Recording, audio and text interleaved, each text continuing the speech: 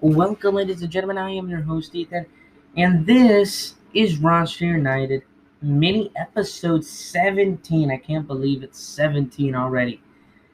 Today, ladies and gentlemen, we are going to do something really cool. It's actually a fan request. Yes, a fan request from the Roster United and fans here, and they wanted to know something about me. They wanted to know how I set up Marvel United and the difficulty that I choose. And well, today we're going to be answering those two questions. How do I do this and that? And some more mini questions throughout the podcast and episode. All right, ladies and gentlemen. So let's begin here with setup and difficulty. Usually, what this means is what's the creativity and locations, and how do you play with your characters. Mostly in setup, you set up six um, locations around the villain dashboard. Usually two on top, two on the bottom, and one on each side. And what and there's a lot of creativity in that, and I know a lot of people, especially Marvel United fans, that like to have a certain setup, a specific setup. They want this location to be here, and I want this one over there. They kind of plan everything out with their locations. I even know a few family members and friends that do this. Now, what about me? Do I use any setup? Do I put any special locations? Not really. I'm a very flexible player. I can play as anything. A, uh, I could be a hitter. I could be heroic.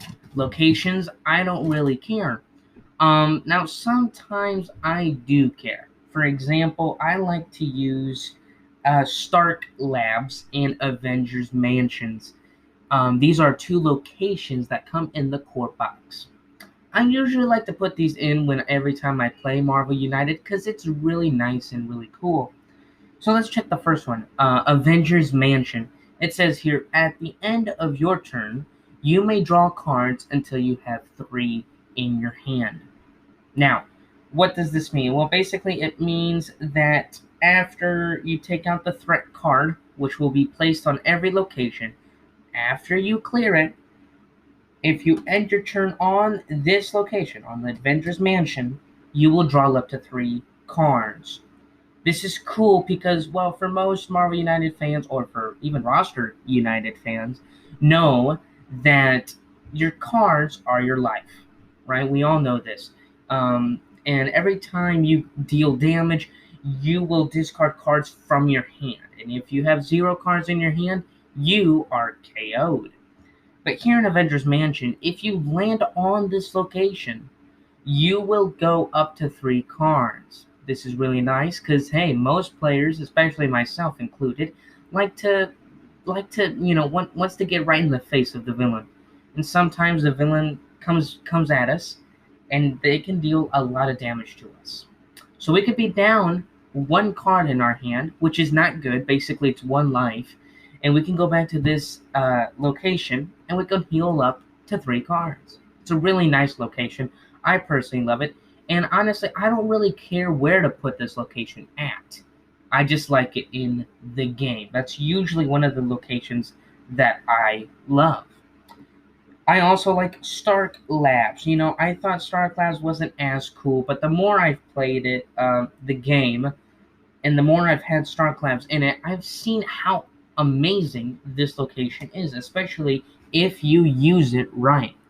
It says here, at the end of your turn, you may swap one card from your hand with one of your cards in the storyline.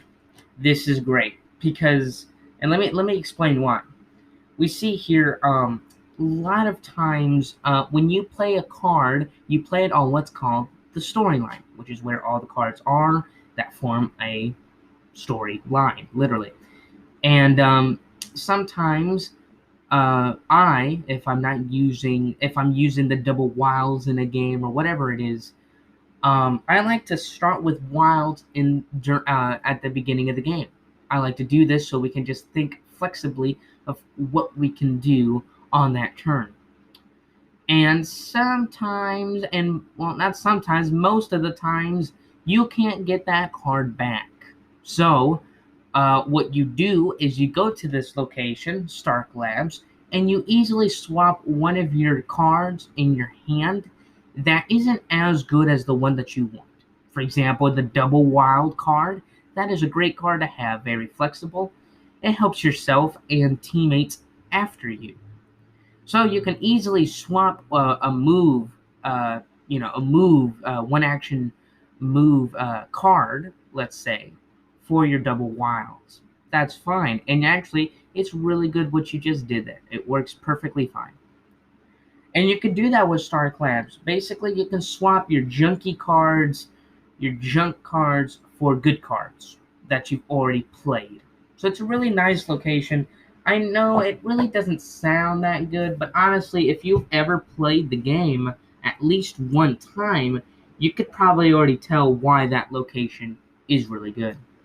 So overall, I do like those two locations. I do like to play with them, um, but there's no certain space where I put them at. I try to put them diagonal from each other, so it can be a little harder getting to those locations. But other than that, I'm pretty flexible in playing with whatever. So there you go.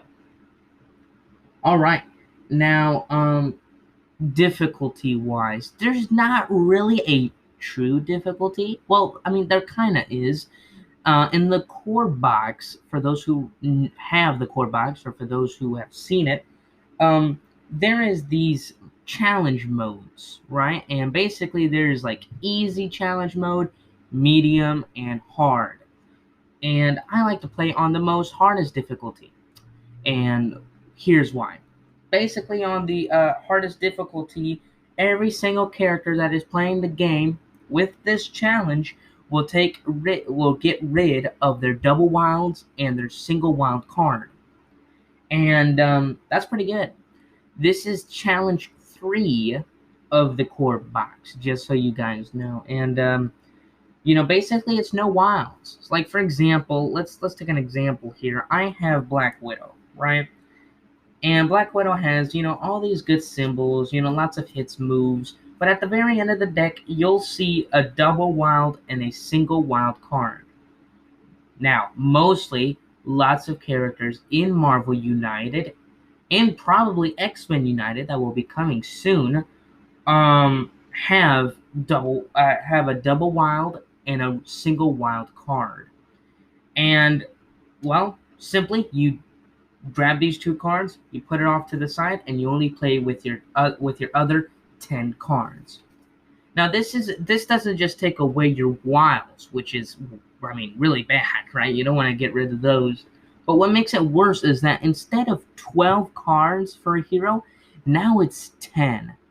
So now you have 2 turns less than usual to get rid of thugs, rescue civilians, and of course, to defeat the villain and win the game. So you have to do that in 10 rounds instead of 12 rounds like usual. So, it's really hard. So that's how I usually play it.